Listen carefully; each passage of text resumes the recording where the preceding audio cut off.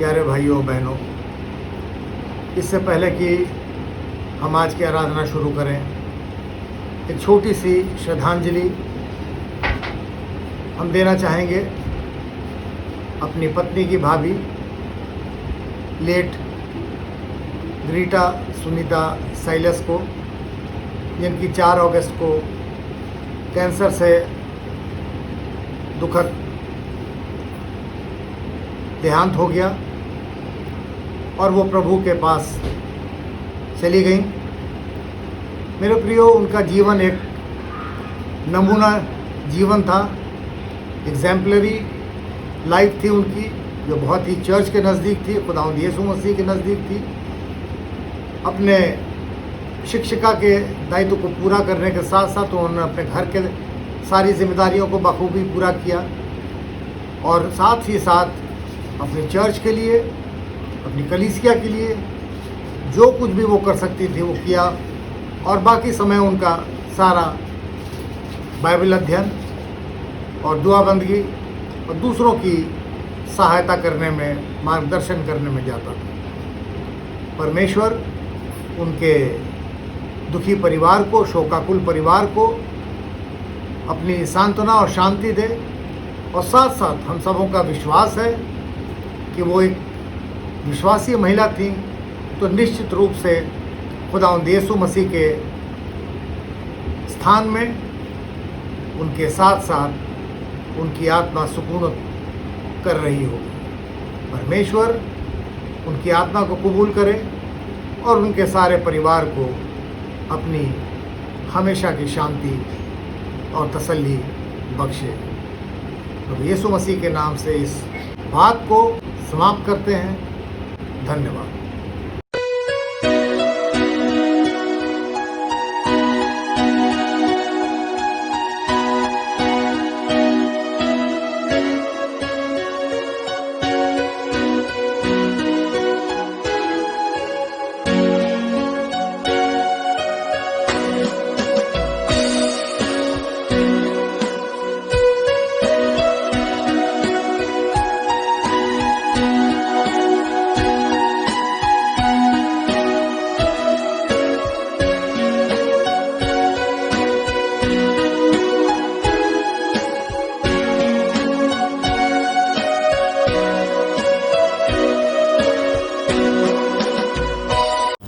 Doctor Vincent Benjamin की ओर से सभी भाइयों और बहनों को जय मसीह की।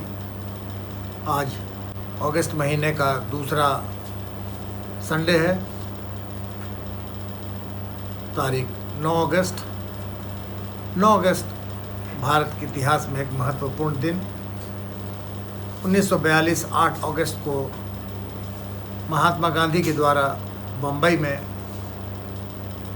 एक आंदोलन छेड़ा गया था। उसका नाम था अंग्रेज़ों भारत छोड़ो, क्विट इंडिया मूवमेंट, जो 8 अगस्त को बॉम्बे में शुरू हुआ, जिसकी डेट बाद में 9 अगस्त कर दी गई, यानी आज की तारीख। मेरे प्रियो, ये तिथि एक भारत के इतिहास के लिए महत्वपूर्ण तिथि है, जो प्रत्येक वर्ष इसको याद किया जाता है। पिछले संडे को हमने देखा था कि किस प्रकार से वचन ने, जो हमारा मेन थीम वर्ष है, और वो है और अवसर को बहुमूल्य समझो क्योंकि दिन बुरे हैं। तो आज का पाठ हम पिछले पाठ को आगे बढ़ाते हुए देखेंगे। पौलुस की पत्री इफिसियों के नाम 5वें अध्याय के 15 से 20 पद को, और वहाँ पे वचन इस प्रकार से कहता है, इसलिए ध्यान से देखो कि कैसी चाल चलते हो, निर्बुद्धियों के समान नहीं पर बुद्धिमानों के समान चलो, अवसर को बहुमूल्य समझो क्योंकि दिन बुरे हैं। इस कारण निर्बुद्धि ना हो पर ध्यान से समझो कि प्रभु की इच्छा क्या है। दाखरस के मतवाले ना बनो क्योंकि इससे लुचपन होता है, पर आत्मा से परिपूर्ण होते जाओ, और आपस में भजन और स्तुतिगान और आत्मिक गीत गाया करो और अपने अपने मन में प्रभु के सामने गाते और कीर्तन करते रहो और सदा सब बातों के लिए हमारे प्रभु यीशु मसीह के नाम से परमेश्वर पिता का धन्यवाद करते रहो। परमेश्वर की आशीष उसके वचन के पढ़े और सुने जाने पे बहुतायत से हो। आइए हम प्रार्थना मांगेंगे। प्रभु जी, धन्यवाद देते हैं आज के इस दिन के लिए जो आपने हम सबों को दिखाया हमारे जीवन में प्रभु, जो कि बहुत ही कठिन दिन चल रहे हैं। हर एक व्यक्ति पूरे विश्व में अपने जान की हिफाजत के लिए जद्दोजहद कर रहा है। प्रभु, एक एक जन के साथ होइए और ये महामारी जिसने पूरे विश्व को अपने चंगुल में ले रखा है, प्रभु आपसे विनती करते हैं कि इस बीमारी का नाश करिए और हर एक जन को प्रभु जी सुरक्षित रखिए जो सेवकाई में लगे हुए हैं। प्रभु, medical staff, non medical staff, administrative staff, सबों को आशीषित करें, क्योंकि ये दिन सचमुच में बुरे दिन हैं। विशेष रूप से हम मसीहियों के साथ हो जिनको कि कई फ्रंट्स पे मुकाबला करना पड़ रहा है। प्रभु, हम सब हमारी सहायता करिए, हम सबों के साथ होइए। इस प्रार्थना को प्रभु यीशु मसीह के पवित्र मधुर नाम से मांगते हैं, सुनिए और ग्रहण कर लीजिए। आमीन। मेरे प्रियो, पिछले रविवार जब हमने वचन से देखा था कि किस प्रकार से हमको अपने गुनाहों से तौबा कर करके जीवन के मुकुट को पाने का प्रयास करना है, या यूँ कहें तो जीवन का मुकुट पाने के लिए हमको अपने गुनाहों से तौबा करनी है। आज हर एक जन जो है वो बहुत ही जल्दबाजी में है, लेकिन साथ साथ उसके अंदर बहुत ज़्यादा आलस भी है।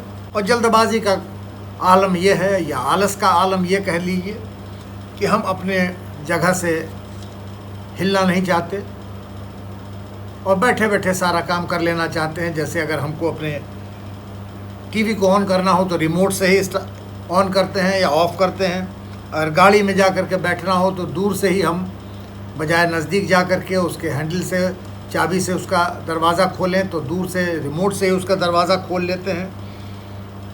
लेकिन हम ये भी देखते हैं कि हर व्यक्ति को बहुत ही जल्दबाजी है और हर एक व्यक्ति समय से पहले हर एक चीज़ को पूरा कर लेना मांगता है। जैसे कि अब ठंड 2-3 महीने के बाद आएगी, लेकिन जैसे ही अभी बरसात ख़त्म होगी और हर एक व्यक्ति जाड़े के कपड़ों की तैयारी शुरू कर देगा, गर्म कपड़े निकालेगा। इसी तरीके से हम अपने दैनिक जीवन में भी देखते हैं, रोज़ की ज़िंदगी में, कि जब हम रात के समय में सोचने लगते हैं कि सुबह ब्रेकफास्ट में हम क्या करेंगे। ब्रेकफास्ट की तैयारी के लिए हम अंडा, ब्रेड, मक्खन और जो कुछ भी लाना होता है वो रात को हिला करके रख देते हैं। इसी प्रकार से जब ब्रेकफास्ट कर लेते हैं तो लंच की तैयारी करने लगते हैं, लंच कर लेते हैं तो डिनर की तैयारी कर ले लगते हैं। हर एक चीज़ की तैयारी हम पहले से हो करके करते हैं। आजकल बारिश का मौसम है, हमको मालूम है कि जब हम बारिश में बाहर निकलने की सोचते हैं तो पहले से हम छाता या रेनकोट वगैरह का इंतज़ाम कर लेते हैं ताकि वो ले करके बाहर निकलें। जब कभी हम बाहर निकलते हैं, अंधेरा होता है, तो उसके लिए कि हमको मालूम है कि वहाँ रास्ते में रोशनी नहीं होगी, तो हम टॉर्च वगैरह साथ में ले करके पहले से इंतज़ाम कर लेते हैं चलने के लिए। और इसी तरीके से हर एक तरह की तैयारी जो हमको करनी चाहिए वो पहले से करते हैं। अगर हमको कभी अपनी कार से कहीं लंबी यात्रा पे जाना है, लॉन्ग ड्राइव पे, तो हम गाड़ी की हवा और रेडिएटर का पानी और पेट्रोल, डीजल, गैस, हर एक चीज़ को चेक कर लेते हैं कि सब कुछ सही है या नहीं है। लेकिन एक ध्यान देने योग्य बात है कि क्या हम अपने जीवन की अंतिम सफ़र की तैयारी की जल्दबाजी में हैं या नहीं है, या इस प्रकार की अंतिम सफ़र की तैयारी हमने मुकम्मल ढंग से कर रखी है या नहीं। क्योंकि हम जानते हैं, जैसा कि आजकल का दौर चल रहा है, हमारी मौत कभी भी आ सकती है। तो क्या हमने अपने अंतिम दौड़ की या जीवन के मुकुट को पाने के लिए कोई तैयारी कर रखी है या नहीं कर रखी है? मेरे प्रियो, ये हम सब व्यक्तिगत रूप से स्वयं जानते हैं। मेरे प्रियो, अगर हम अपनी आत्मा के उद्धार के लिए, साल्वेशन के लिए अगर तैयार हैं, हमने तैयारी कर रखी है, तो बहुत ही अच्छी बात है। क्योंकि हम लोग ज़्यादातर, हमारी तैयारी ये होती है कि जब हम दुनिया छोड़ करके जाएं तो लोग हमको दुनियावी तौर पे याद करें, लेकिन हम अपनी आत्मा के उद्धार के लिए क्या कुछ करते हैं, ये हमसे बेहतर और कोई नहीं जानता है। एक बात हमको बिल्कुल स्पष्ट रूप से समझना चाहिए कि अगर हम प्रभु यीशु मसीह के नाम के लिए कुछ भी करते हैं, तो हम उसके साथ साथ अपने नाम को भी जिंदा करते हैं, क्योंकि उसके नाम के साथ ही हमारे आत्मा का भी उद्धार होता है। क्योंकि प्रभु यीशु मसीह ही हमारी आत्माओं का उद्धार करने वाला है और हमारा नाम हमेशा के लिए फिर अमर हो जाता है। मत्ती रचित सुसमाचार 26 अध्याय के 7वें पद में जैसा कि उस महिला का वर्णन किया गया है, उसको याद करें, जो शमौन कोढ़ी के घर में आती है और प्रभु यीशु मसीह के सर पर बहुमूल्य इत्र उंडेल देती है।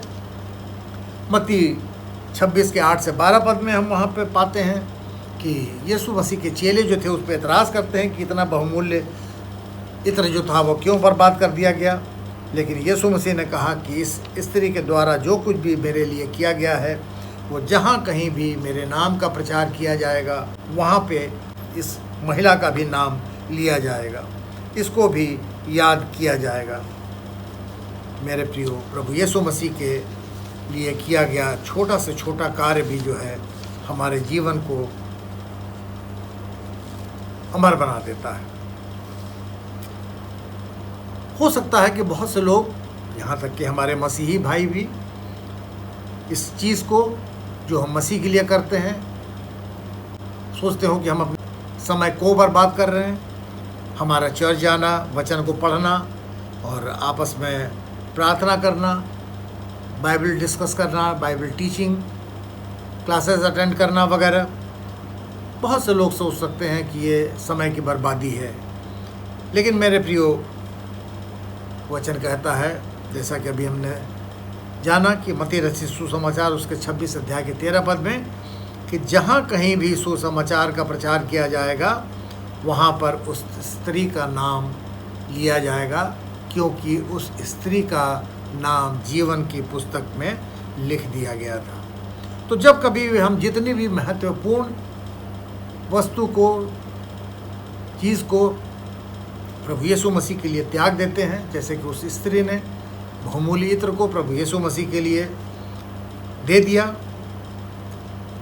तो वहाँ पर उस कुर्बानी को, उस दान को, उस बलिदान को हमेशा याद किया जाएगा और उसको या उस व्यक्ति का नाम जीवन के पुस्तक में दर्ज कर लिया जाएगा, क्योंकि उस व्यक्ति को जीवन का मुकुट मिल चुका होगा।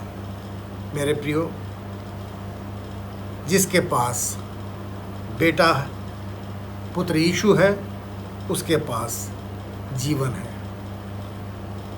एक कहानी जो पहले भी मैंने आपको बताई थी, फिर मैं जल्दी से दोहराना चाहूँगा कि एक पिता और बेटे के परिवार की कहानी है, जो दोनों आर्ट के, कला को बहुत प्रेम करने वाले थे और उनके पास बड़ी बहुमूल्य पेंटिंग्स थी, वर्ल्ड के नामी पेंटिंग बनाने वालों की, पिकासो, वैन गॉग, मोनेट और हुसैन और इस तरीके के और भी बड़े बड़े पेंटर्स की पेंटिंग उनके पास थी। और ऐसा हुआ कि लड़ाई छिड़ गई और उसमें बेटे को युद्ध में जाना पड़ा और लड़का युद्ध में शहीद हो गया। और एक दिन क्रिसमस का दिन था और एक सैनिक उस पिता के दरवाजे पर आया और उसने पिता से कहा कि आपका बेटा जो अब नहीं रहा वो मेरा दोस्त था, उसने लड़ाई में मेरी जान बचाई थी। और उसकी याद में मैंने एक पेंटिंग उसकी बनाई है। हालांकि उसने कहा कि वो बहुत कोई अच्छा पेंटर नहीं है, लेकिन फिर भी उसने कोशिश की है उसके बेटे की एक अच्छी तस्वीर बनाने की, और उसने वो पेंटिंग उसके पिता को भेंट स्वरूप दे दी और दे करके वो चला गया। तो पिता ने उस पेंटिंग को घर के मेंटल पीस पे सजा दिया, और ऐसा हुआ कि कुछ समय बाद पिता की भी मृत्यु हो गई। और पिता ने ये विल किया था कि उसके नहीं रहने के बाद, क्योंकि अब उस घर का, उन पेंटिंग्स का देखभाल करने वाला कोई भी नहीं था, वो बर्बाद हो सकती थी, जो बहुमूल्य थी, तो उसने कहा इन सारी पेंटिंग्स को नीलाम कर दिया जाए और जो इसका कदरदान हो वो इनको ले ले।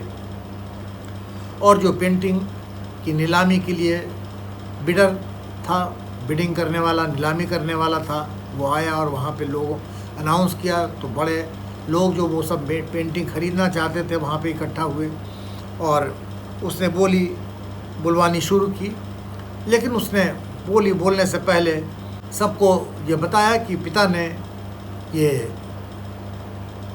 विल किया है, कि वसीयत की है कि सारी पेंटिंग्स की नीलामी से पहले उसके बेटे की पेंटिंग जो है वो नीलामी की जाए, और जो उसके बाद ही दूसरी चीज़ों की, दूसरी पेंटिंग्स की नीलामी होगी। और लोग शोर मचाने लगे कि वो लोग वहाँ उन कीमती पेंटिंग्स को लेने आए हैं, उसके बेटे की पेंटिंग्स को लेने नहीं आए हैं। लेकिन फिर भी विल के मुताबिक चूँकि ये शर्त थी, तो पहली बोली उसके बेटे की पेंटिंग की हुई शुरू। लेकिन कोई भी बोली नहीं लगा रहा था। तो बिडर जो था वो बहुत परेशान हुआ। उसने कहा कि देखिए इसकी बोली लगाना ज़रूरी है, क्योंकि जब बेटे की पेंटिंग बिकेगी तो उसके बाद ही दूसरी चीज़ों की नीलामी हो पाएगी। तो उस व्यक्ति के दोस्त ने जब देखा कि कोई भी व्यक्ति उस बेटे की पेंटिंग को लेने के लिए तैयार नहीं है, तो फिर उसने सोचा कि इज़्ज़त रखने के लिए वो पेंटिंग वो स्वयं ले लेता है, और उसने 50 रुपये की बोली लगाई। और जब बिडर ने कहा कि और कोई उससे ज़्यादा बोलना चाहता है, तो कोई भी तैयार नहीं हुआ। और फिर बाद में उस बिडर ने 1 2 3 करके बोली ख़त्म कर दी, और वो पेंटिंग बेटे की उसको दे दी। और उसके साथ साथ और भी जो सारी पेंटिंग्स थी वो भी उसी व्यक्ति को दे दी। तो और जो लोग वहाँ पे थे वो सब हक्का बक्का रह गए कि ये क्या हुआ, ऐसा कैसे, कि वो दूसरी पेंटिंग्स के लिए, बहुमूल्य पेंटिंग के लिए तो उन लोग आए थे वहाँ पे नीलामी में बोली लगाने। लेकिन तब उस नीलामी करने वाले व्यक्ति ने कहा कि पिता ने ये वसीयत की थी, विल किया था कि जो कोई भी बेटे को लेगा उसको सब कुछ सेत में मिल जाएगा। Whoever takes the son gets it all। और मेरे प्रियो, ठीक वैसे ही जैसे प्रभु यीशु मसीह को जो अपना लेते हैं उनको सब कुछ सेत मेत में मिल जाता है। यूहन्ना रचित सुसमाचार उसके 17 अध्याय के 6 पद में वचन कहता है, मैंने तेरा नाम उन मनुष्यों पर प्रकट किया है जिन्हें तूने जगत में से मुझे दिया। वे तेरे थे, तूने उन्हें मुझे दिया है और उन्होंने तेरे वचन को मान लिया है। तो जिन्होंने प्रभु यीशु मसीह को मान लिया, जिन्होंने वचन को मान लिया है, प्रभु यीशु मसीह ने उनको आशीषित किया है। फिलिपियों की पुस्तक उसके 3 अध्याय के 8वें पद में पौलुस प्रेरित कहते हैं कि सब कुछ कूड़ा समझकर मैंने छोड़ दिया कि मसीह को प्राप्त करूं। तो दुनिया के अंदर जितनी भी चीज़ें, जो और भी चीज़ जो हैं, वो सब फालतू हैं। अगर हम प्रभु यीशु मसीह को ग्रहण कर लेते हैं, उसको अगर हम ले लेते हैं, बाकी चीज़ों को छोड़ देते हैं, तो बाकी चीज़ें जो हमारे लिए ज़रूरी हैं वो हमको खुद ही स्वयं मिल जाती हैं। जो मसीह को प्राप्त कर लेता है, जिसने मसीह को प्राप्त कर लिया, उसको अपने आप जीवन का मुकुट प्राप्त हो गया। उसने जीवन का मुकुट भी प्राप्त कर लिया। हमने अपनी आत्मिक ज़िंदगी, प्रार्थना की ज़िंदगी और प्रभु की सेवकाई के लिए ज़रूरी है कि हम शारीरिक रूप से, बौद्धिक रूप से, ज्ञान में, बुद्धि में परिपक्व होकर के और सबको साथ में लेकर के जैसा कि कहा जाता है सबका साथ सबका विकास, इस सिद्धांत पे हमको काम करना होगा, और जिसमें हमारे परिवार, हमारी कलीसिया, हमारा चर्च, हमारा काम का वर्किंग स्पॉट, हमारा समाज, हमारे यार दोस्त, मित्रगण, सभी लोग इसमें शामिल होंगे। और इन चीज़ों को प्राप्त करने के लिए हमें 5 बातों का विशेष ध्यान रखना होगा। पहली बात है कि हमको वचन को सुनना ज़रूरी है, क्योंकि रोमियो की पुस्तक उसके 10वें अध्याय के 17 पद में वचन कहता है, अतः विश्वास सुनने से और सुनना मसीह के वचन से होता है। तो सुनना वचन का सबसे ज़्यादा ज़रूरी है, जो पहला स्टेप है। दूसरी बात है विश्वास करना होगा, वचन पर विश्वास करना होगा। इब्रानियों की पुस्तक उसके 11 अध्याय के 6 पद में वचन कहता है, और विश्वास बिना उसे प्रसन्न करना अनहोना है, क्योंकि परमेश्वर के पास आने वाले को विश्वास करना चाहिए कि वो है और अपने खोजने वाले को प्रतिफल देता है। तो ये हर एक विश्वासी को ये मानना होगा, ये विश्वास करना होगा कि परमेश्वर है और वो हमको, जो उसको खोजता है परमेश्वर को, उसका वो प्रतिफल भी देता है। और तीसरी बात पश्चाताप करना, अपने गुनाहों से, अपने पापों से जो उसने अपने जीवन में किए हैं, ज़रूरी है कि हम पश्चाताप करें, और तभी परमेश्वर हमको आशीषित करता है। प्रेरितों के कार्य उसके 17 अध्याय के 30 पद में वचन कहता है, इसलिए परमेश्वर ने अज्ञानता के समयों पर ध्यान नहीं दिया, पर अब हर जगह सब मनुष्यों को मन फिराने की आज्ञा देता है।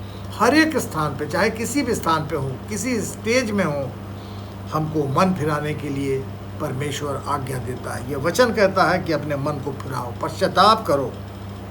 और चौथी बात कि सबके सामने परमेश्वर का, प्रभु यीशु मसीह को एक्सेप्ट करना, अंगीकार करना, कन्फेस करना, मानना।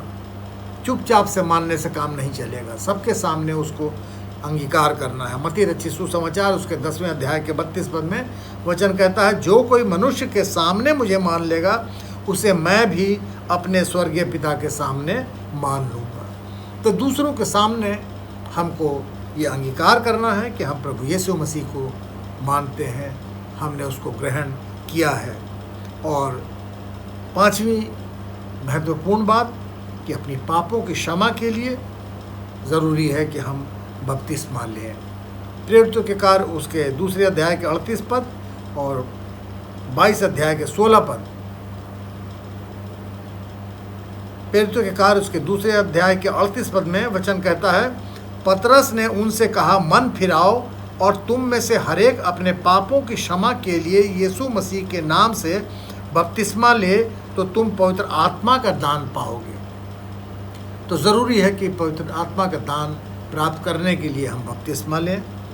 और दूसरी बात 22 अध्याय के 16 पद में, अब क्यों देर करता है, उठ बपतिस्मा ले और उसका नाम लेकर अपने पापों को धो डाल। तो बपतिस्मा लेने के लिए हमको ज़रूरी है कि हम उठ करके प्रभु यीशु मसीह का नाम लेकर के अपने पापों को धो डालें।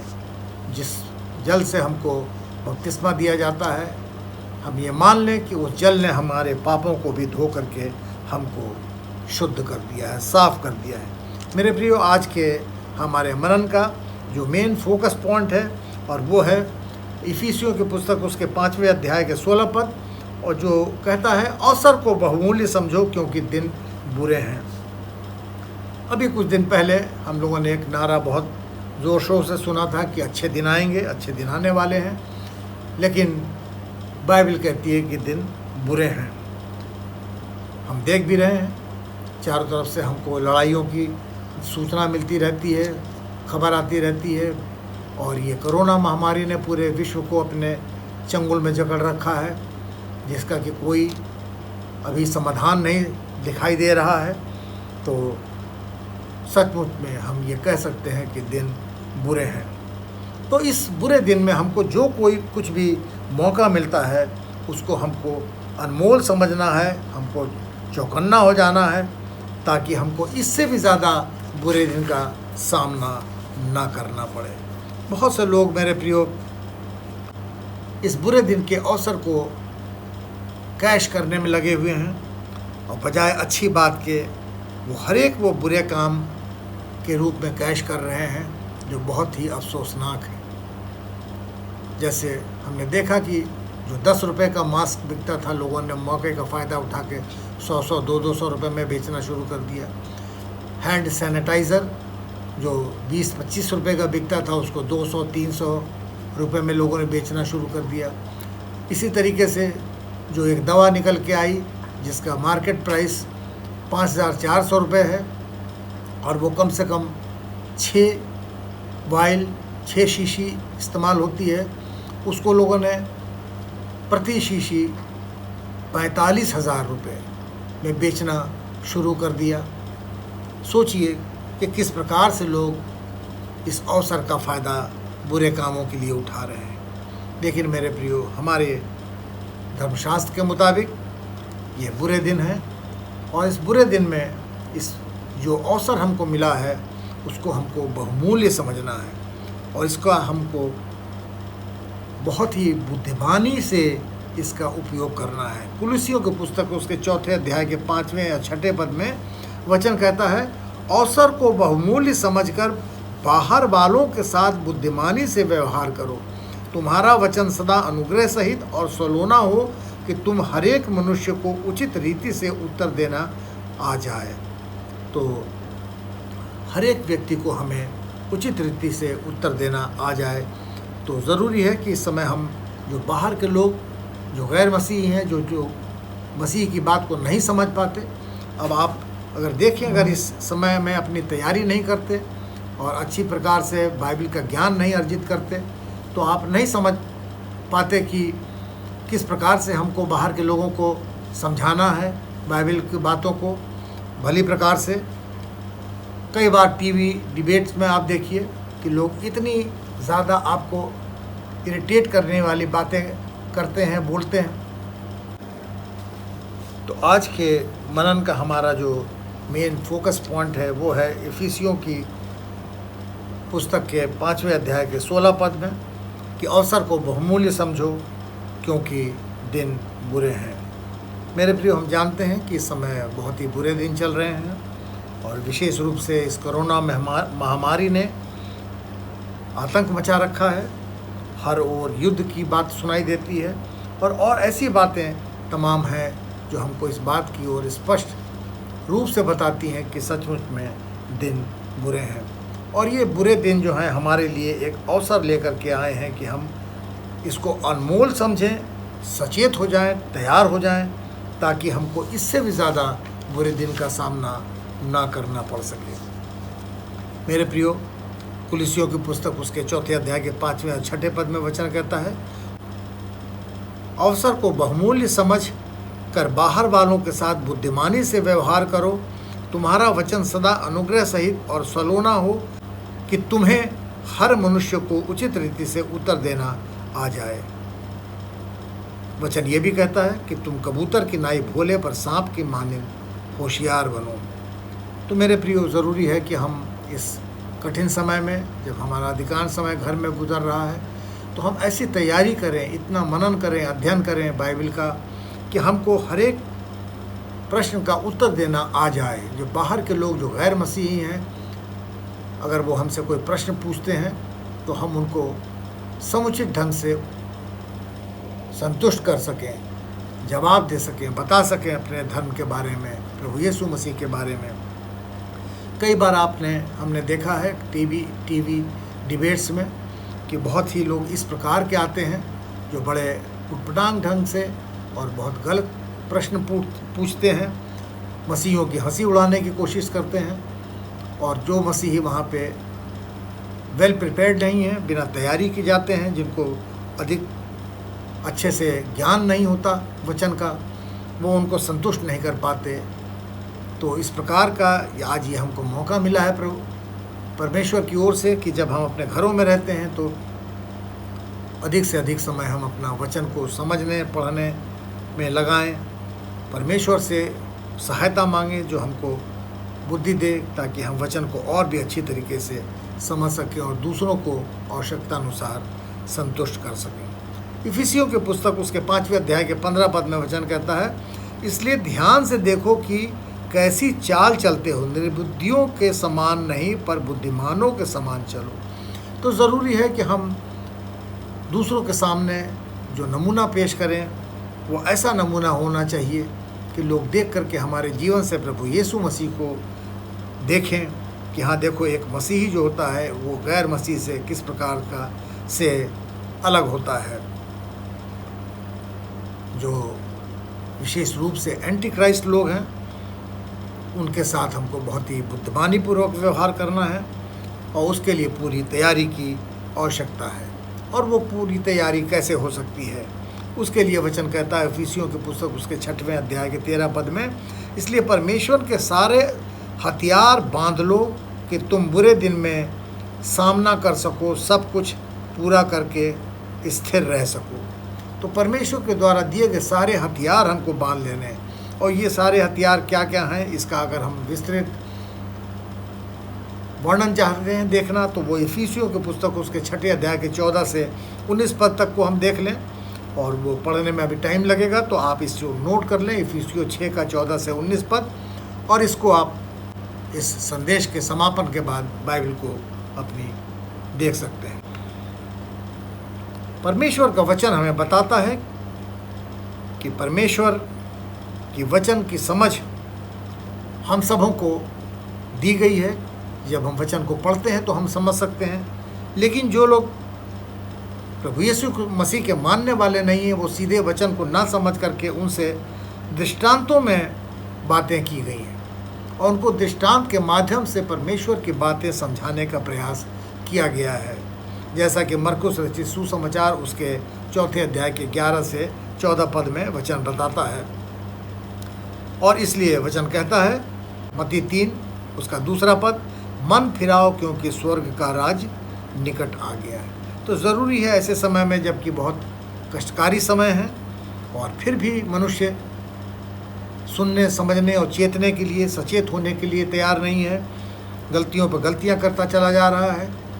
वचन कहता है कि अपने मनों को फिराओ, पश्चाताप करो, मुड़ जाओ उन गलत रास्तों की ओर से और परमेश्वर की ओर, प्रभु यीशु मसीह की ओर देखो, उसको ग्रहण करो। क्योंकि आज की डेट में हम देखते हैं कि सचमुच में पूरी दुनिया जो है वो आग के ढेर पे बैठी हुई है।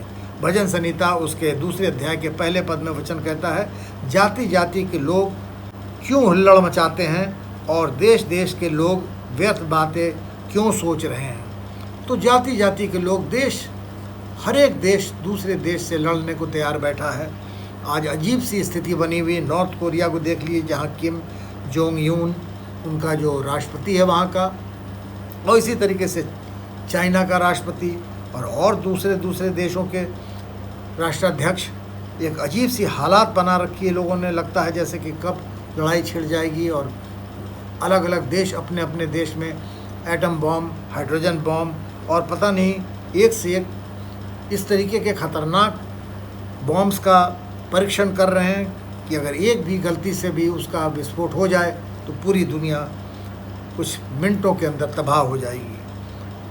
हमारे इंडिया और पाकिस्तान की लड़ाई, बातचीत, वाद विवाद हमेशा हमको दिखाई देती है, तो कोई चीज़ छिपी हुई नहीं है। हमारे देश के चारों ओर सीमाओं से लगे हुए सारे देशों से हम देखते हैं कि किस प्रकार का तनाव है। आतंकवाद ने हम लोगों को परेशान कर रखा है, यहाँ तक कि अपने देश के अंदर के भी तमाम वो गुट जो आतंक मचाते हैं, लड़ाई झगड़ा, लोगों को मारते हैं, नक्सलवाद और तरीके अलग अलग राज्यों में अलग अलग गुट, ये सारे देश के अंदर या पूरे विश्व के अंदर एक विनाश की स्थिति पैदा किए हुए हैं। हर एक देश, हर एक कॉन्टिनेंट, महादेश, चाहे वो North America, South America, Europe, Asia, Australia, हर एक जगह देखिए तो एक अजीब सी स्थिति बनी हुई है जहाँ पे हमेशा लड़ाई झगड़े के अलावा और कोई अच्छी शांति की बात होती हमें नहीं दिखाई देती। ये बातें रोज़ की हो गई हैं जैसे। लेकिन वचन कहता है कि परमेश्वर के विश्वास में बने रहो। अगर सिर्फ नाम के मसीही हम बनते हैं तो फिर हमारा न्याय तो व्यवस्था के अनुसार होगा, क्योंकि परमेश्वर जो विश्वासी हैं और उनके द्वारा अगर गलत काम किया जाता है तो उनका न्याय जो है वो व्यवस्था के अनुरूप किया जाएगा। बाहर वाले को तो जो भुगतना है वो भुगतेगा। परमेश्वर का वचन कहता है कि उनका न्याय करने से मुझे क्या काम। पहला कुरिन्थियंस उसके 5वें अध्याय के 12 पद में वचन कहता है, क्योंकि मुझे बाहर वालों का न्याय करने से क्या काम, क्या तुम भीतर वालों का न्याय नहीं करते। हमारे यहाँ भी क्या ऐसा नहीं होता कि हम लोग अगर कोई बात होती है तो अपने लोगों की का ही न्याय करते हैं, अपने समाज के लोगों का न्याय करते हैं। क्या हम दूसरे समाज के लोगों का न्याय करने के लिए हमको बुलाया जाता है या हम उसके लिए सक्षम हैं। उसी तरीके से परमेश्वर कहता है कि जो लोग मुझको मानने वाले हैं, मेरी बातों पे चलते हैं, प्रभु यीशु मसीह के मानने वाले हैं, तो उसका न्याय वो व्यवस्था के अनुसार करेगा और बाकी लोगों का तो जो न्याय जो होना है वो होगा। तो इस तरीके से हमको वचन कहता है कि दूसरों के साथ जो अन्य विश्वासी हैं, जो मसीही नहीं हैं, उनके साथ हमको बहुत ही सावधानीपूर्वक व्यवहार करना है इस समय में, जो कि बहुत ही बुरा समय चल रहा है। इस समय हमको बहुत सावधानी से चलना है, ना कि उतावलेपन में हमको कोई ऐसा काम करना है या कोई ऐसा वक्तव्य देना है, स्टेटमेंट देना है जिससे कि अपने साथ साथ हम पूरी कौम के लिए एक मुसीबत का कारण बन जाए। हमारी इमेज अपनी सोसाइटी के साथ साथ दूसरे लोगों के बीच में भी ऐसी होनी चाहिए कि हम प्रतिष्ठा का एक स्थान प्राप्त कर सकें, दूसरे लोग भी हमको प्रतिष्ठित स्थानों पर बैठा सकें, क्योंकि ये सबसे ज़्यादा ज़रूरी है कि हम दूसरे लोगों के द्वारा जो गैर मसीही हैं एक मसीही को प्रतिष्ठित करते हैं। पहला तीमुथियुस उसके 3 अध्याय के 7वें पद में वचन कहता है, और बाहर वालों में भी उसका सुनाम हो, ऐसा ना हो कि निंदित होकर शैतान के फंदे में फंस जाए। तो सिर्फ एक मसीही का नाम सिर्फ मसीहियों के बीच में ही नहीं बल्कि गैर मसीहियों के भी बीच में होना चाहिए। लोग उसको जाने कि हाँ, ये सिर्फ अपने समाज के लिए नहीं बल्कि दूसरे समाज के लिए भी एक नमूना है, एक अच्छा नमूना है। लोग उसको एक अच्छे नाम के लिए, अच्छे काम के लिए लोग उसको याद करें और एक अच्छे पद पे उसको बैठाएं। मेरे प्रियो, ज़रूरी है कि हम इस संसार के साथ साथ उस लोग के लिए भी अपने आप को तैयार करें जिसके लिए ज़रूरी है कि हम अपना मन फिराएं, पापों से पश्चाताप करें, गुनाहों से तौबा करें। और इसके लिए ज़रूरी है कि एक मसीही का या किसी भी व्यक्ति का सेव्ड होना, वो ये माने या ये जान सके कि वो परमेश्वर के द्वारा बचा लिया गया है, परमेश्वर ने उसके गुनाहों को माफ़ कर दिया है। जो कुछ भी पहले हुआ, पास्ट में हुआ, या जो कुछ भी आज की डेट में हो रहा है, एक ऐसा व्यक्ति जिसकी जीवन शैली मसीह के आधार पर है, तो वो लोगों के सामने एक नमूने का कारण होना चाहिए, जो कि मसीह यीशु मसीह के सुसमाचार के अनुरूप हो। लोग जाने कि हाँ, इसको देख करके हमको प्रभु यीशु मसीह इसमें दिखाई देते हैं। और इसके लिए ज़रूरी है कि हम हमेशा अपने आप को तैयार रखें, क्योंकि हम नहीं जानते कि कब वो दिन आ जाएगा जब हम इस दुनिया को छोड़ करके चले जाएंगे। भजन संहिता उसके 90 अध्याय के 12 पद में वचन कहता है कि हमको अपने दिन गिनने की समझ दे कि हम बुद्धिमान हो जाएं। मेरे प्रियो, समय बहुत कठिन चल रहे हैं। थोड़ा समय है जो बहुत जल्दी बीत जाएगा। देखते देखते हम साल के 8वें महीने में आ गए हैं। ये महामारी और भी बहुत भयंकर है, जिसमें हमने बहुत से अपने लोगों को, जिनको हम जानते थे, हमने खोया है। तो मेरे प्रियो, ज़रूरी है कि हम अपने आप को इस समय के हिसाब से तैयार करें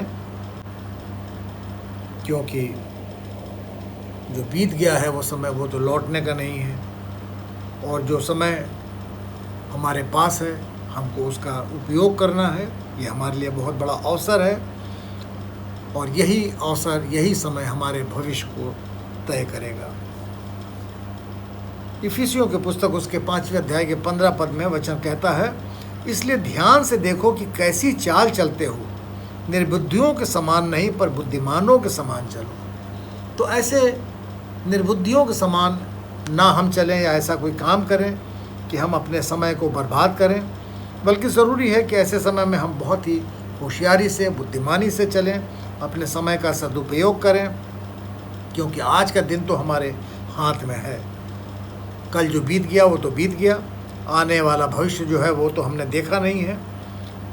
और इस समय जब हम भारी सताव का या विरोध का या इस महामारी का, भयंकर महामारी का सामना कर रहे हैं, तो जो प्रभु यीशु मसीह पे जब हम विश्वास करते हैं, तो प्रभु यीशु मसीह पर विश्वास जो है यही हमारे लिए एक गवाही का कारण है। हमारा जीवन ही प्रभु यीशु मसीह की गवाही देगा।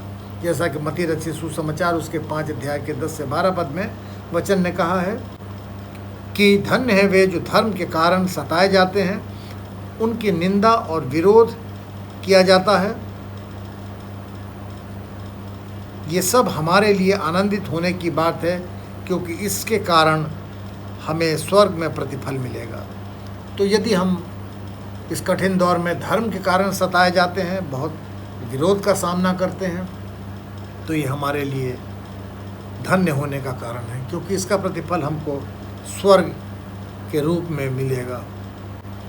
मेरे प्रियो, तो ना हमें ऐसी स्थितियों से भागना है, ना घबराना है, बल्कि अपने आप को तैयार रखना है। चाहे कितनी भी बुरी स्थिति आ जाए, भयंकर से भयंकर सताव का समय आ जाए, या भयंकर से भयंकर महामारी क्यों ना पूरे विश्व को घेर ले, लेकिन हम ये मान करके चलें कि परमेश्वर हमारे साथ है, प्रभु यीशु मसीह हमारे साथ है, और वो हमारी रक्षा करता है। जैसा कि दानिय्येल नबी की पुस्तक उसके 3 अध्याय के 19 से 21 पद और 6 अध्याय के 16 से 18 पद में हम पाते हैं कि जब शद्रक, मेशक और अबेदनगो को धधकती हुई आग की भट्टी में डाल दिया गया था, और दानिय्येल नबी को शेर की मान में डाल दिया गया था, तो परमेश्वर ने उनको बचाया। और दानिय्येल नबी की पुस्तक उसके 3 अध्याय के 25 पद में वचन कहता है, जब नबूकदनेस्सर राजा को 3 की जगह 4 लोग दिखे,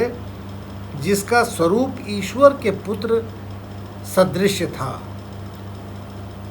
तो यानी वो लोग जो सताए जाने, मरने के कगार पे थे, जिनको मारा जा रहा था, उनके साथ साथ प्रभु यीशु मसीह मौजूद था, और उसने, प्रभु यीशु मसीह ने उनकी रक्षा की। तो आज के कठिन दौर में भी जब कोई ऐसा कठिन परिस्थिति आती है, चाहे वो सताव के कारण हो या विरोध के कारण हो या महामारी के कारण हो, अगर हम परमेश्वर के, प्रभु यीशु मसीह के साथ हैं, उसको हमने ग्रहण कर लिया है, उसको याद करते हैं, तो वो हमको बचाने के लिए हमारे पास आ जाता है, मौजूद रहता है, वो हमारी रक्षा करता है।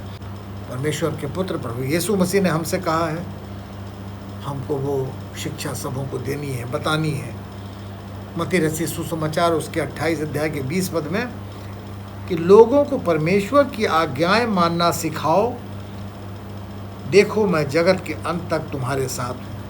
तो लोगों को परमेश्वर की आज्ञाएं मानना सिखाओ।